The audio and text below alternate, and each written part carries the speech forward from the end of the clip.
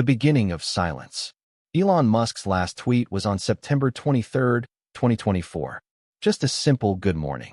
From that day on, the tech giant, one of the world's most active social media users, seemed to have vanished from the digital world. During the first week, his followers thought it was normal. Maybe he was on vacation or going through a busy work period. By the second week, tech media began to speculate. By the end of the third week, the situation had become serious. On SpaceX's official website, strange gaps appeared. Test flight schedules, usually published in detail, had suddenly changed. Launches were piling up under the excuse of routine maintenance.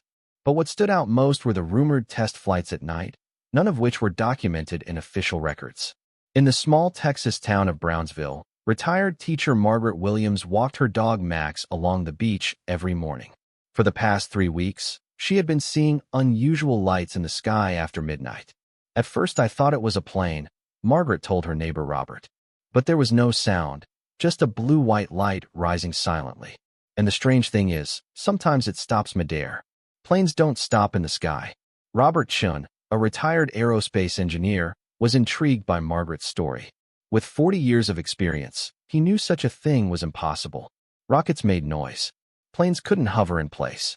That night, Robert brought out his old telescope and set it up in his yard. At 2:30 a.m., he saw what he had been waiting for. A craft rose into the sky, unlike any rocket he had ever seen. Sleeker, more aerodynamic, and most importantly, silent. With his old camera, Robert managed to snap a few photos. They weren't clear, but the unusual design of the craft could be made out. Dr. Amanda Rodriguez, an astrophysics professor at the University of Texas in Austin, was shown the strange sky photos by one of her students, Jake Wilson. "Professor, what do you make of these?" Jake asked. "People think SpaceX is doing secret tests." Amanda frowned as she examined the images. In her 20-year career, she had never seen anything like it. "This goes beyond the boundaries of rocket technology as we know it," she said thoughtfully. "If it's real, this is a technological revolution." That evening, Amanda decided to conduct her own observations. She went to the University Observatory and began scanning the sky with professional equipment. At 3:15 a.m., the event she had been waiting for occurred. Through her telescope, a craft appeared, unlike anything she had ever seen. Its sleek design, lack of sound, and ability to hover in place contradicted all known laws of physics. Amanda immediately recorded her observations and sent them to her colleagues. "This could be far bigger than we imagined," she noted. Marcus Thompson, a local journalist covering technological developments around Brownsville, had also been growing suspicious of SpaceX. He tried to get information from his sources. One reliable source sent Marcus an encrypted email. Inside were fragments of documents. They weren't complete, but they were revealing. The first document bore the title Project Aurora. The subtitle read, "Emergency Human Evacuation Protocol, Phase 1. It described a system that went beyond conventional rocket technology. The second document contained details of silent launch technology. Unlike traditional rocket engines, this propulsion system made no sound. Its purpose was described as providing a rapid escape without drawing attention. The third document was the most shocking. It was titled Target Population, 50,000 Individuals, Priority List Alpha. It referred to a list of people selected under unclear criteria. Marcus tried to verify the documents, but received no official statement from SpaceX. Realizing the gravity of what he had, he decided to publish the story. After Marcus's article appeared in the local news site Brownsville Today, dozens of people came forward to share similar experiences. Farmer Joe Martinez. "Last week at 3 a.m., my house began to shake. I went outside, and in the sky was a light gliding silently. No rocket noise, like it was held up by invisible strings. I've lived here 40 years, never seen anything like it." Nurse Sarah Johnson. "I was driving home from a night shift. My car radio suddenly cut out, and then I saw a metallic glow in the sky. The craft was so fast, it vanished the moment I blinked." Retired soldier David Brown. "I've seen dozens of rocket launches during my service. This was different. No sound, able to maneuver midair. We don't have this kind of technology, at least not that I know of." Teenager Mia Rodriguez. "We were hanging out on the beach when suddenly a triangular object appeared in the sky. It glowed like LED lights, but it wasn't a plane. I tried to record a video, but my phone froze. At SpaceX facilities, young technician Alex Chun had also noticed changes in recent weeks. Sections that normally operated around the clock were suddenly shut down at night, with access restricted to special personnel. During one night shift, Alex accidentally entered a restricted zone. Hangar 7's door was ajar, and low sounds came from inside. Curiosity overcame him, and he peeked in. What he saw shocked him. Elon Musk stood alone in front of a massive screen. On it were schematics of a vehicle unlike any rocket, something more like a spacecraft. Beside him was an open laptop. On the screen appeared the words, Global Crisis Simulation, Evacuation Protocols. Below it, numbers scrolled, population densities, resource quantities, transport capacities. Alex quickly retreated before seeing more. But what he had witnessed haunted him for days. This wasn't just a test. It seemed to be part of something much larger. After Marcus's story broke in local media, the issue attracted national and international attention. Tech blogs, conspiracy sites, and mainstream outlets all picked it up. Dr. Emily Watson, a technology ethics expert at MIT, commented, "If these claims are true, we face massive ethical dilemmas. Who will be included in the escape plan? Who makes these decisions? Is this a modern Noah's Ark?" Pierre Dubois, a retired engineer from the European Space Agency, silent rocket technology is theoretically possible, but incredibly costly and complex. If someone has developed it, they must have enormous resources. Human rights activist Maria Santos. These projects raise questions of equality and injustice. In a crisis, will only the rich and chosen be saved? Following these revelations, unusual activity began at SpaceX facilities. Security was tightened, additional staff were deployed, and only core teams were allowed on night shifts. Elon held secret meetings with his closest colleagues, including CTO Tom Mueller, COO Gwynne Shotwell, and a select group of engineers. In one meeting, Elon stressed, "The media is beginning to take notice. We must protect Project Aurora's secrecy. Humanity is not ready yet." Tom Mueller expressed technical concerns. "The technology works, but it's not at full capacity. Our transport limits are tight, and our selection criteria are controversial." Gwynne Shotwell warned from a PR standpoint, "The public is watching us closely.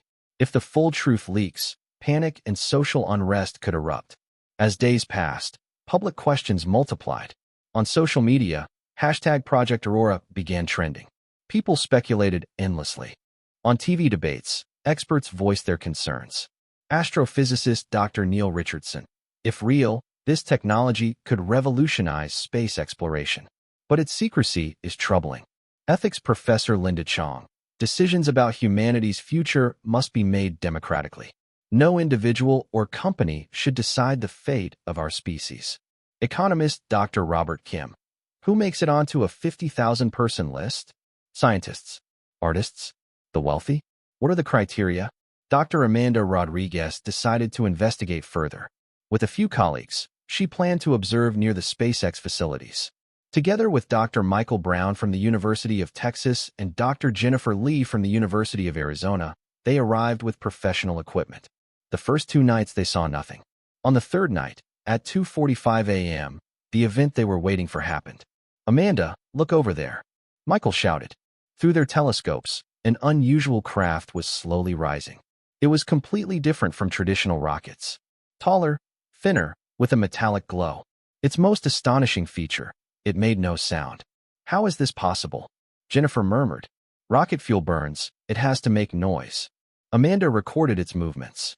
The craft hovered for a while, then slowly shifted direction and vanished into the clouds. The 3 scientists returned to the lab to analyze their data. Their findings were shocking. "This craft isn't using known propulsion systems," Michael said. "It could be an ion drive, but that wouldn't provide enough power for something this large." Amanda focused on another theory. What if it's electromagnetic? Theoretically possible, but nearly impossible in practice. Jennifer studied the craft's movements. The ability to hover in place defies conventional physics. There's a new technology here. As they dug deeper, the scope of Project Aurora began to emerge. This wasn't just one craft. It was a full transport system. New leaked documents revealed the project's phases. Phase 1, development and testing of silent launch technology. This phase was complete. Phase 2, expanding transport capacity and building a multi-vehicle fleet. Plans called for 12 separate crafts. Phase 3, preparing the target location and carrying out the evacuation operation. The documents listed potential destinations: Mars, a lunar base, even a deep space station. But the most striking detail was the selection criteria for passengers. Critical professions: doctors, engineers, scientists. Genetic diversity, age and health condition, special skills and knowledge. Financial contribution potential. As news of Project Aurora spread, protests erupted worldwide. People filled the streets with slogans like, "Humanity's future is not for sale." In New York, thousands gathered outside the SpaceX office, carrying signs reading, "Equal right to escape." In London, ethicists held a panel discussion titled, "Can private companies decide humanity's fate?" In Berlin, university students marched demanding a democratic space program. In Tokyo, scientists launched a petition for open-source space technology. Together, these protests created global awareness. People wanted a voice in their future. Faced with growing pressure, Elon found himself in a dilemma. He had to keep the project secret while also managing public scrutiny.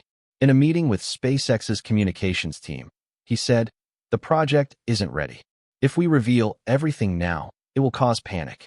People aren't ready to accept this reality." But some close advisors urged transparency. "If you don't open up, conspiracy theories will overtake the truth," warned communications director Lisa Parker. Elon was also wrestling with his own conscience. Project Aurora's goal was to prepare humanity for global crises: climate change, nuclear war, asteroid impacts. The risks were real, but the project raised moral questions. Who would be saved? Who had the right to decide? How could equality be ensured?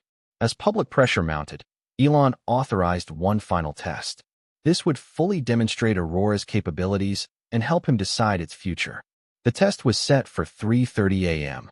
This time, the goal wasn't just to ascend. It was a full spaceflight, reaching orbit, staying a few hours, and returning. At the SpaceX site, strict security measures were in place. Only the core team remained. The media and public knew nothing. The test craft was a marvel: sleek body, silent engines, advanced navigation system, completely unlike traditional spacecraft. At 3:30 a.m., the most critical test began. Elon stood in the control room, eyes fixed on the screens. The craft rose silently, as expected. The first 10 kilometers were smooth. At 50 kilometers, it accelerated. At 100 kilometers, it reached the edge of space. "Orbit achieved," said Mission Control Officer Sarah Kim. The craft circled Earth, collecting environmental data. 2 hours later, the return began. Re-entry activated the heat shields. The vehicle landed flawlessly. "Test successful," Elon said, relieved. Project Aurora was technologically ready. But despite success, Elon faced a moral crisis. The technology worked, but how would it be used? That night, alone in his office, he wondered if the project was right. It had begun as a way to protect humanity, but risked creating inequality. He looked at the reports on his desk: climate change, nuclear weapons, AI threats, asteroids, pandemics. The dangers were real. Preparation was necessary, but preparation had to be fair. In its current form, Project Aurora served only a chosen few. The next day, footage of the night test appeared online. This time, the videos and photos were clearer. People began to grasp the truth. The hashtag Project Aurora trended worldwide. Millions debated. If there's a plan to escape Earth, we all deserve to be part of it. At Science Advocate, is this a modern Noah's Ark? Who gets saved? Who's left behind? At Ethics Prof, the technology is incredible, but where's the equality? At Social Justice, maybe this is necessary for humanity's survival. At SpaceFan, major outlets made it headline news. CNN aired a special called The Secret Space Escape Plan. BBC released a documentary, Project Aurora, Hope or Inequality. The New York Times published a lengthy investigative report detailing the project's technology, ethical dilemmas, and social impact. Time magazine put Elon on its cover, the man who would save humanity, but only some of it. With this attention, Project Aurora could no longer remain hidden. Elon had to decide: shut it down or go public. In a SpaceX board meeting, he admitted, "Technologically, we succeeded. But ethically and socially, the consequences are more complex than expected. People are demanding equality." Board member Gwen Shotwell suggested, "We can expand capacity, build for more people." Tom Mueller warned, "Scaling up is costly and time-consuming. Our resources are limited." After long reflection, Elon announced, "We are halting Project Aurora, at least in its current form." But he wasn't abandoning the vision. Instead, he unveiled a new direction, Project Hope. This would use Aurora's technology, but be built on equality and transparency. Its mission, a system to serve all humanity in times of global crisis. "If we're building an escape plan, it must be democratic," Elon said. "We will work with the UN and international organizations. Criteria will be open, processes transparent." Project Hope would rest on these principles: international cooperation, democratic decision-making, equal access rights, transparency and accountability, sustainable development. 6 months later, Elon Musk spoke openly about Project Aurora for the first time. At a SpaceX press conference, he admitted, "Aurora began as a mission to protect humanity. But I learned protecting humanity isn't just about technology. It's also about justice, equality, and solidarity."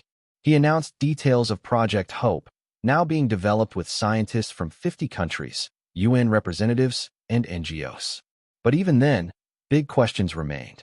Had the silent craft seen at midnight really stopped?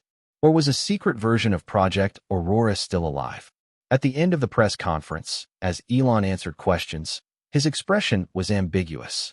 Was it pride, regret, or the hint of a hidden plan? In the final scene, the camera zoomed in on his face. His expression carried conflicting emotions: the pride of success, the weight of moral conflict, and uncertainty about the future. Viewers were left with their own questions. Would Project Hope truly be democratic? Was humanity's future safe in the hands of private companies? Could equality be preserved in times of crisis? And most of all, what were Elon Musk's true intentions? The story ended here, but the questions remained.